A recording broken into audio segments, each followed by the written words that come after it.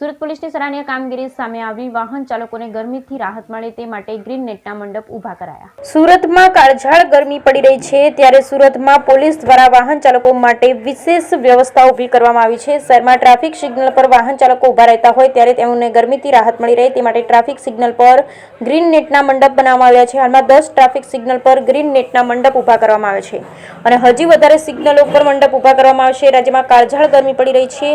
સુરતમાં પણ ગરમીનો પારો 40 ડિગ્રીને પાર થઈ ચૂક્યો છે। ગરમીના કારણે શહેરીજનો ત્રાહિમામ પોકારી ઉઠ્યા છે। શહેરમાં વાહન ચાલકોને ટ્રાફિક સિગ્નલ પર ઊભું રહેવું પડે છે ત્યારે સુરત પોલીસ દ્વારા માનવીય અભિગમ અપનાવવામાં આવ્યો છે। ટ્રાફિક નિયમન સાથે લોકોના સ્વાસ્થ્યની તકેદારીઓ પણ રહે તે માટે સુરતમાં પોલીસ દ્વારા શહેરમાં ટ્રાફિક સિગ્નલ પર ગ્રીન નેટના મંડપ નાખવામાં આવી રહ્યા છે।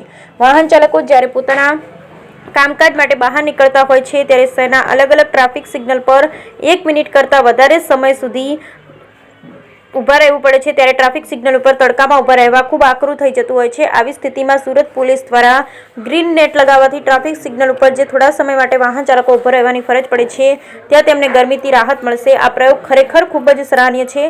2 વ્હીલર ઉપર કામ માટે બહાર નીકળતા લોકો માટે ગ્રીન નેટના મંડપ ઘણી રાહત આપશે।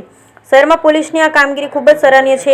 ટ્રાફિક ડીસીપી અમિતાબેન વાસાણીએ જણાવ્યું હતું કે ટ્રાફિક સિગ્નલ પર વાહન ચાલકો ઊભા રહેતા હોય છે ત્યારે તેઓને ગરમીથી રાહત મળી રહે તે માટે હાલમાં શહેરમાં 10 ટ્રાફિક જંકશન પર ગ્રીન નેટના મંડપ ઊભા કરવામાં આવ્યા અને હજી વધારે સિગ્નલો પર આ મંડપ ઊભા કરવાની કામગીરી હાથ ધરવામાં આવી રહી છે। Bureau report Sunil Ganjawala, Surat.